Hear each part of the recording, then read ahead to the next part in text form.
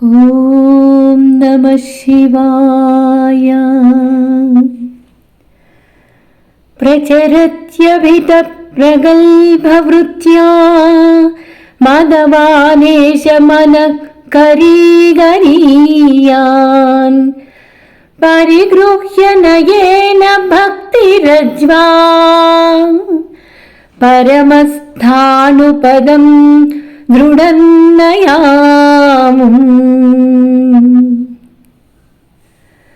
ఆచార్యులు ఈ శ్లోకంలో తన మనస్సుని ఎలాగా భక్తి పాశంతో అనునయంగా భగవంతుణ్ణి ఆ బ్రహ్మపదాన్ని పొందేలా చెయ్యి తండ్రి అనే ప్రార్థన చేయిస్తున్నారు.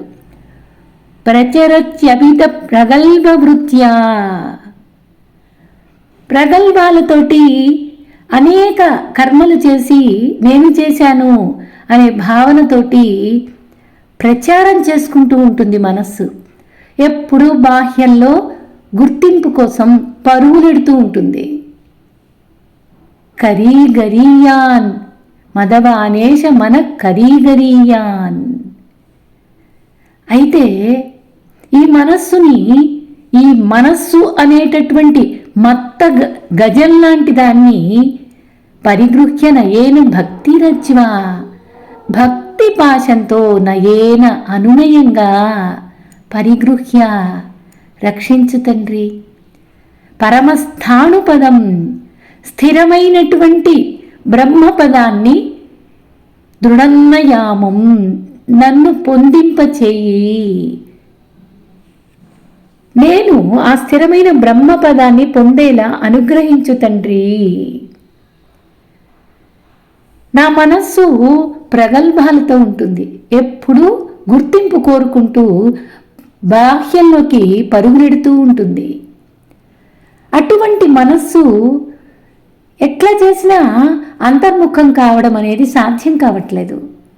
భక్తి పాశంతో ఈ మనస్సు అనే మత్తగజాన్ని అనునయంగా పట్టుకొని పునరావృత్తి రహితమైనటువంటి స్థిరమైనటువంటి బ్రహ్మపదాన్ని పొందేలా అనుగ్రహింపచేయి అనే ప్రార్థనను చక్కగా మన చేత చేయిస్తున్నారు. సహజంగా శిష్యులు గురువుని అడిగేది ఇలాగే అడుగుతారు. నిజంగా ఆధ్యాత్మిక శిష్యులు, ఆధ్యాత్మిక గురువులు అంటే ఇలాగే అడుగుతారు. ఒక శిష్యుడు వచ్చి ఆత్మ సాక్షాత్కార భాగ్యాన్ని నాకు ప్రసాదింపచెయ్యి అని గురువుని అడిగాడు అనుకోండి, ఆయన ఏమంటాడు? నేను ఎక్కడి నుంచి తెచ్చి చూపించాలి ఆత్మను? అది మీలోనే ప్రత్యక్షంగా ఉంది. అయితే మీరు దాన్ని దర్శించలేకపోవడానికి కారణం ఏంటి అంటే అది మీ అజ్ఞానం. అది ఆత్మ అనేది ప్రస్ఫుటంగా గోచరమవుతూనే ఉంది, కానీ అజ్ఞానం చేత కప్పబడి ఉంది. అందుచేత నిర్మూలించుకోవలసిన బాధ్యత ఏమిటి అంటే అజ్ఞానం పోగొట్టుకోవాలి, నిర్మూలించుకోవాలి అజ్ఞానం అనేది. చూడండి, ఇప్పుడు అద్దం ఉంది, అయినా సరే ఉన్నది కానీ మన ముఖం సరిగ్గా కనిపించట్లేదు అంటే కారణం ఏంటి? ఆ అద్దం మీద మకిలి ఉంది. ఆ మకిలిని తుడిచేస్తే మన ముఖం స్పష్టంగా ఉన్నట్లు కనపడుతుంది. ఇది అందరికీ అనుభవగోచితమే కదా. కాబట్టి అదేవిధంగా అజ్ఞానాన్ని పోగొట్టుకుంటే ఆత్మదర్శనం అవుతుంది అని చెప్తున్నారు. ఈ విషయం తెలిసినప్పటికీ భక్తితోటి మనం పరమేశ్వరుని పాదాలని మనస్సులో, హృదయంలో స్థిరంగా నిలపమని భగవంతుణ్ణి అనేక విధాలుగా ప్రార్థన చేస్తున్నాం. మనస్సు మొత్తం పవిత్రంగా ఉండాలి, బుద్ధిలో యోగంతో ఉండాలి, చిత్తంలో పవిత్రంగా ఉండాలి, వాసనలన్నీ ఖర్చు చేసుకొని శుద్ధి చేసుకొని పవిత్రంగా ఉంచుకోవాలి. అప్పుడు అహం అనేది తగ్గిపోతుంది. కొంతమంది భక్తులు అనేక విధాల తమ భగవంతుడి పరమేశ్వరుడి అనుగ్రహం సంపాదించినప్పటికీ ఆయన అనుగ్రహాన్ని వర్షింపచేస్తూనే ఉంటాడు. అయినా సరే చిత్రంగా ఉంటుందండి. ఆ గురువు అనుగ్రహం, భగవంతుని అనుగ్రహం శిష్యుడికి అనుభవంగా తెలుస్తున్నప్పటికీ అట్టహాసం ఉండదు. ఆధ్యాత్మిక గురు శిష్యుల బంధం, పరమేశ్వరుడికి భక్తులకి ఉన్నటువంటి సంబంధం ఎలా ఉంటుంది అంటే అట్టహాసం ఉండదు. సంభ్రమాశ్చర్యాలతోటి ముంచెత్తటం మనస్సు అనేది ఉండదు. నిరాడంబరత్వంగా గోచరిస్తుంది. వారు మహిమలను ఎప్పుడు ప్రదర్శించరు. ఏమైనా అద్భుతాలు జరిగినా అలాగా అని ఊరుకుంటారు. ఊర్ధ్వగతికి వెళుతున్నప్పుడు సిద్ధులు మనం ఆశించకుండా వాటంతట అవే ప్రాప్తిస్తాయి. పరమేశ్వర అనుగ్రహంతో అవి ప్రాప్తిస్తూ ఉంటాయి. వాటిని ప్రదర్శించాలి అని అనుకోవడం అనేది దుర్వినియోగం చేయడం అవుతుంది. మళ్ళీ అధోగతికి ప్రయాణం కట్టడమే. ఎవరో గుర్తించాలి అనుకుంటే ఇలాగే ఉంటుంది. ఇట్లాగా ఎన్నో సంవత్సరాలు తపస్సు చేసినప్పటికీ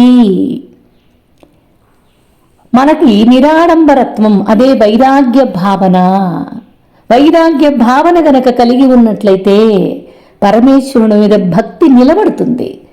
స్థిరంగా నిలబడటానికి అవకాశం ఉంది. అప్పుడు బ్రహ్మపదాన్ని పొందడానికి అవకాశం ఉంటుంది.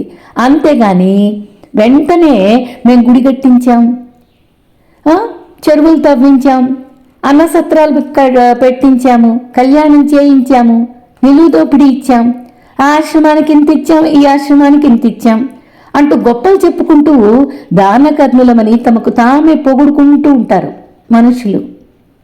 ఏమిటి వీరిచ్చింది? ఎక్కడి నుంచి వచ్చింది వీరికి ఇదంతా? వీళ్ళ వరుస చూస్తే బెల్లంతో తయారు చేసిన విఘ్నేశ్వరుడి నుంచి రమంత బెల్లం గిల్లి ఆ విఘ్నేశ్వరుడికి నైవేద్యం పెట్టినట్టుగా ఉంటుంది.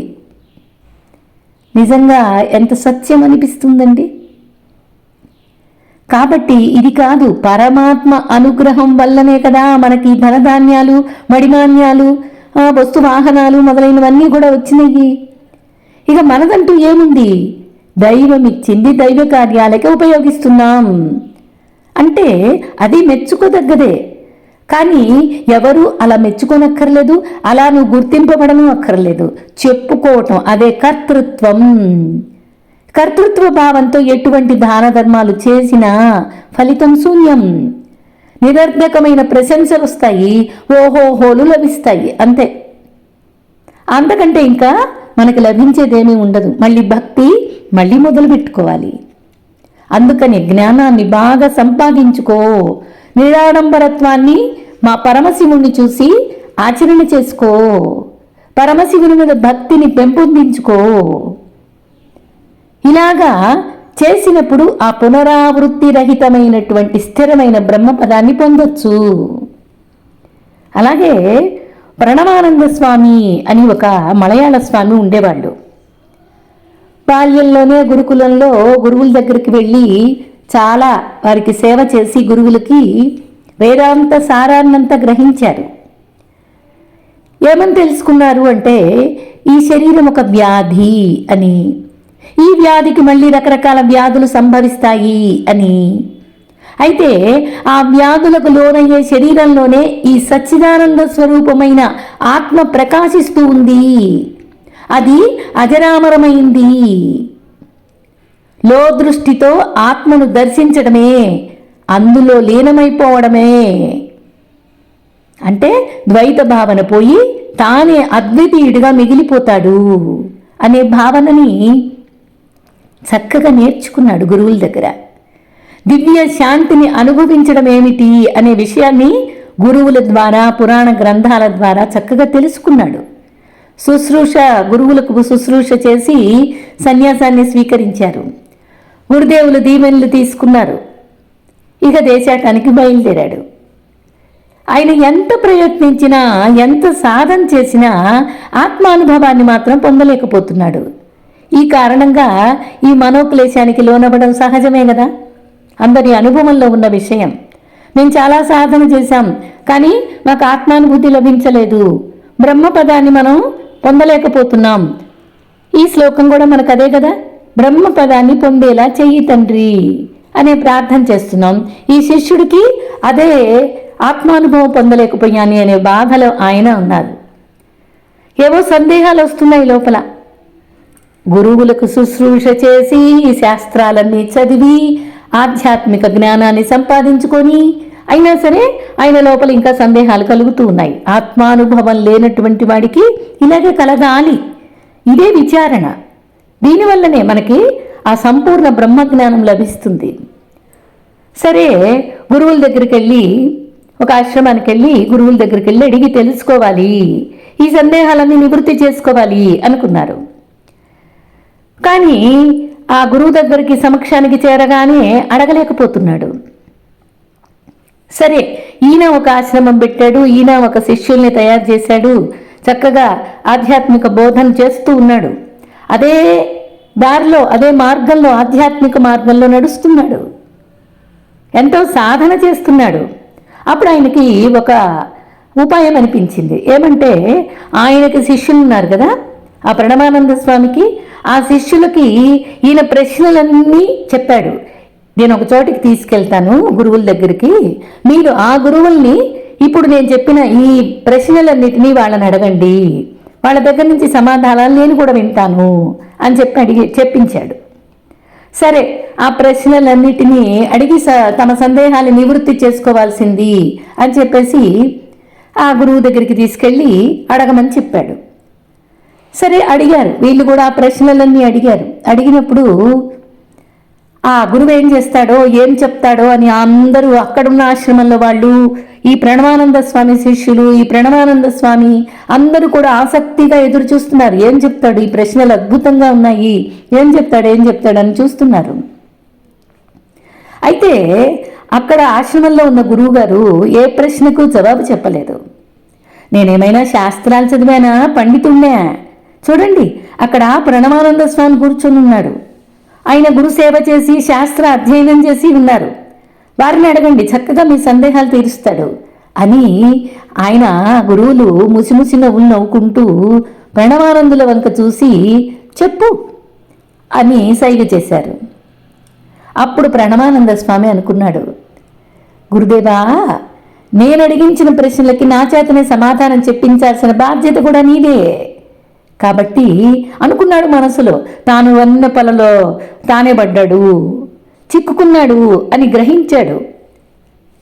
అంతా ఆధ్యాత్మిక భావాలు ఉన్నటువంటి మనస్సు కదా. అలా వెంటనే అర్థమైంది, తనలో అంతర్యామిగా ఉన్నటువంటి ఆ గురుదేవులే పరమాత్మ తన యుక్తిని గ్రహించి తనపైకి బాణం వీసేయాలని కూడా రూఢి చేసుకున్నాడు.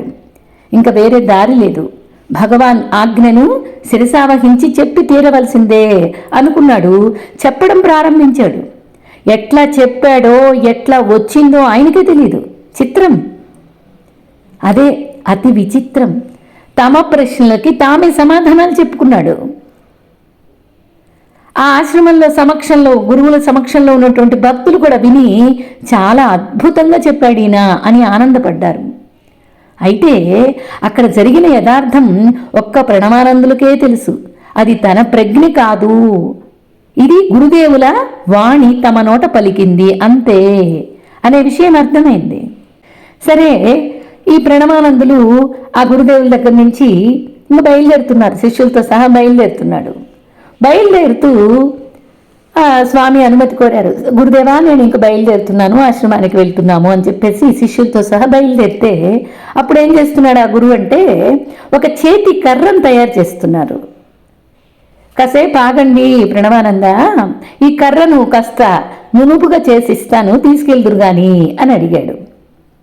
అప్పుడు ఆ ప్రణవానంద స్వామి ఏమన్నాడంటే, ఎవరికి కావాలయ్యా మీ చేతి కర్ర?